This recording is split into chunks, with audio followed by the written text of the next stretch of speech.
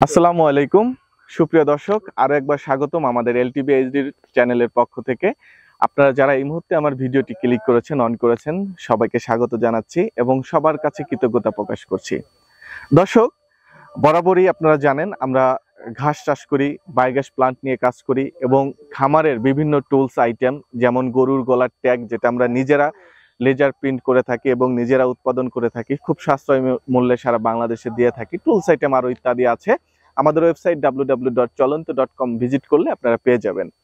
যাই হোক দর্শক, যে ঘাসটির পাশে এখন দাঁড়িয়ে আছি, এই ঘাসটির নাম হচ্ছে অজানা হাইব্রিড।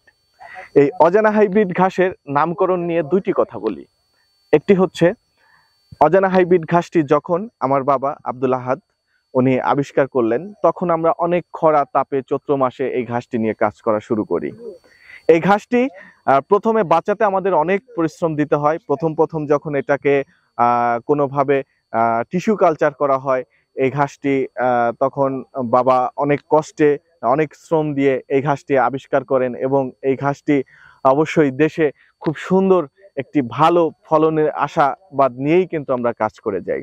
এবং প্রথম স্তরে আমরা যখন এটা নিয়ে কাজ করি, আমাদের একটি গাছ বেঁচে যায়।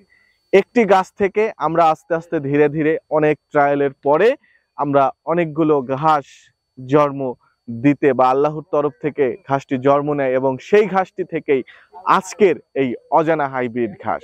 আর অজানা হাইব্রিড ঘাসটির নামকরণ এই কারণেই করা হয়েছিল, তৎকালীন আমার বাবা আসলে এই ঘাসটির কি নাম দিবেন বা কোন নামের কারণে এই ঘাসটি পক্ষপাতিত্ব হয়ে যাবে বা কি নাম দিলে কার কাছে যেতে হবে, এই বিষয়গুলো নিয়ে অনেক ভাবা চিন্তার বিষয় থাকে। কিন্তু ততক্ষণে আমাদের অনেক দেরি হয়ে যায় বিধায় আমরা যেহেতু খুব চেয়েছি তাড়াতাড়ি এই ঘাসটি বাংলাদেশে এবং বাংলাদেশের বাইরে ঘাসটি সরবরাহ করব, সেক্ষেত্রে বাবা তখন আমাদেরকে বললেন, যেহেতু এই ঘাসটির নাম আমরা জানি না, এই ঘাসটির নাম যেহেতু আমাদের পরিচিত না, এই ঘাসটি যেহেতু পরিচিত না, খুবই অপরিচিত, সেহেতু এই ঘাসটির নাম দিয়ে দাও অজানা হাইব্রিড।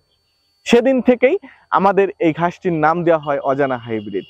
আর দুঃখের বিষয় হচ্ছে, এই অজানা হাইব্রিড ঘাসটি অনেকেই বলেন এই ঘাসটির নাম সুপার হাইব্রিড, সুপার অজানা, অজানা মোটা হাইব্রিড, বিভিন্ন ধরনের নাম করেন। তো সবার কাছে রিকোয়েস্ট করব, যেহেতু মরহুমের মাগফিরাত কামনা করি, আমার বাবা যেহেতু এই ঘাসটি নামকরণ করে গেছেন অজানা হাইব্রিড, এই ঘাসটি আপনারা অজানা হাইব্রিড নামেই চিনবেন, অজানা হাইব্রিড নামেই ডাকবেন। এবং এই ঘাসটি খুবই ভালো একটি ঘাস। এই ঘাসটির প্রোটিন পার্সেন্ট আছে 11.76%, ক্রুড প্রোটিন। এবং গরু ছাগলের এমন না যে এই ঘাসটি দিলে সামনে খায় না, চপিং করে দিলে অবশ্যই খুব সুন্দরভাবে খায়, একটি দানাও আপনার নষ্ট হবে না, খুব ভালোভাবে এই ঘাসটি খেয়ে নিবে। তো যাই হোক দর্শক, কথা বললাম, যদি কোনো খামারি ভাই ও বোনের আমাদের এই অজানা হাইব্রিড ঘাসটি প্রয়োজন হয়, আমাদের সাথে যোগাযোগ করতে পারবেন। আমাদের স্ক্রিনে দেওয়া নাম্বার আছে, ডেসক্রিপশন বক্সে নাম্বার দেওয়া আছে।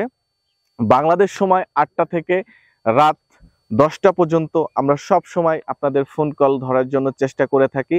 সারা বাংলাদেশে আমাদের বহুল পরিচিত এজেন্ট আছে। যদি আপনাদের কারো প্রয়োজন হয়, সরাসরি স্ক্রিনে দেওয়া নাম্বারে যোগাযোগ করবেন। আর অবশ্যই নকল হতে সাবধান। বর্তমানে অনলাইনে আপনারা জানেন যে আপনি অর্ডার করবেন একটা, পাবেন আর একটা। তো যাই হোক, সেগুলো থেকে সাবধান থাকবেন। ভেরিফাইড আইডিগুলো থেকে বা ইউটিউব চ্যানেলের যে ভিডিওগুলো দেখে আপনারা কমেন্টসগুলো দেখে অর্ডার করবেন। সবাই আমাদের জন্য দোয়া করবেন। আর কারো যদি কাটিংয়ের প্রয়োজন হয়, আমাদের সাথে যোগাযোগ করবেন। সবাই ভালো থাকবেন, সুস্থ থাকবেন। আশরাফুজ্জামান, ঢাকা, বাংলাদেশ।